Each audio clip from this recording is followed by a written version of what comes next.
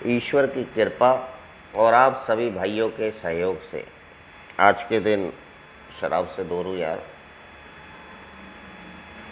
शुक्रिया। अभी सुन रहा था भाई को, दैनिक चिंतन है यार आज का अगस्त 18, स्वस्थ होना।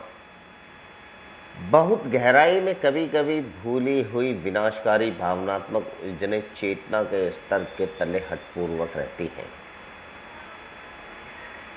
ये वो भूली हुई मेरी विनाशकारी भावनात्मक उलझने हैं जिनके बारे में सिर्फ मुझे पता है, जिनके बारे में और किसी को नहीं पता है, जो मुझे अंदर तक दर्द देती हैं लेकिन मैं उन्हें बाहर नहीं निकलने देता। मैं उन्हें दुनिया को नहीं बताता। मैं उसे साफ या स्वच्छ नहीं करना चाहता और मैं अंदर ही अंदर गिल्ट में परेशान रहता हूँ। जो ग्लानि और शर्म शराब लाई थी उसे मैं सिर्फ सकारात्मक कर्म से हटा सकता हूँ। अब जो शर्म और ग्लानि मेरे लिए शराब लाई थी, शराब की वजह से जो मुझे दिक्कतें झेलनी पड़ी थी, जब मैं कहीं शराब पी के जाता था, 4 लोग खड़े होते थे, उनके बीच में मैं खड़ा होता था तो चारों भाग जाते थे।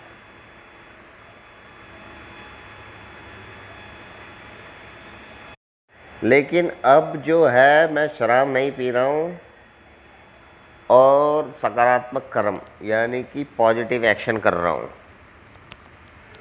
तो मैं 4 आदमियों में जाके खड़ा हो जाता हूँ। कोई भागता नहीं है, सब मेरी रिस्पेक्ट करते हैं। पीते वक्त जो हरकतें मैं करता रहता था तब मेरे दोस्त मुझे कहते थे कि तुम यह सब क्यों कर रहे हो,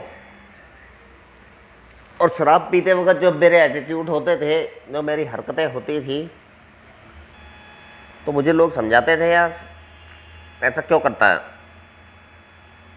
इससे तुम सिर्फ अपने आप को हानि पहुंचा रहे हो।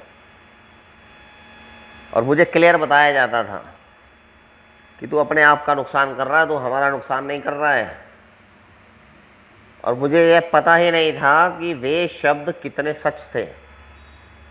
और आज अगर मैं उन शब्दों को सुनता हूँ, उन लोगों को देखता हूँ, उन लोगों के बारे में सोचता हूँ जो लोग मुझे आके कहते थे कि बेटा थोड़ी कम पी लिया करो आप, या आप मत पिया करो, आप शराब नहीं पीते हो तो हीरे हो, आप शराब पी ले तो पता नहीं क्या हो जाता है आपको। भले ही मैंने दूसरों को हानि पहुंचाई, मेरे कुछ व्यवहार ने मेरी आत्मा को गहरी चोट पहुंचाई। मैंने दूसरों को भले ही हानि पहुंचाई हो, लेकिन मेरे कुछ व्यवहारों ने मेरी आत्मा को बहुत गहरी चोट पहुंचाई है। 8वां कदम मुझे अपने आप को क्षमा करने का एक तरीका देता है, और यह 8वां कदम मुझे कहता है कि जो भी कुछ हुआ था तुझे गिल्ट में, ग्लानि में, आत्मकेंद्रित में और आत्मदया में, बेचारेपन में नहीं रहना है। तो माफ़ कर दे, लेट गो करो। जो होना था वो हो गया, वो इतिहास बन गया है। मुझे अपने आप को माफ़ करना है। और जब मैं उन लोगों की सूची बनाता हूँ जिनको मैंने चोट पहुँचाई है, तब मेरे अंदर छुपी हुई हानि हल्की हो जाती है।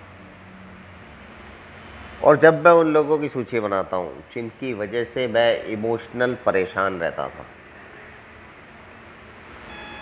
और वो लोग थे मेरे सबसे खास, मेरे सबसे प्यारे, क्षतिपूर्तियाँ करने से मैं अपने आप को थोड़ा सा मुक्त कर देता हूँ, अपने आप को बोझ से मुक्त कर देता हूँ, और इस तरह मुझे स्वस्थ होने में मदद मिलती है। बाहर से मैं स्वस्थ हो जाता हूँ यार, बाहर से स्वस्थ होने में मुझे समय नहीं लगता है, क्योंकि सबसे आखिर में मेरा शरीर गया था। और सबसे पहले मेरा शरीर आया था वापसी। लेकिन सबसे पहले मेरे को भावनात्मक चोटें पहुंची हैं और सबसे आखिर में मैं भावनात्मक रूप से स्वस्थ हो पाऊंगा। यही इस प्रोग्राम का चमत्कार है।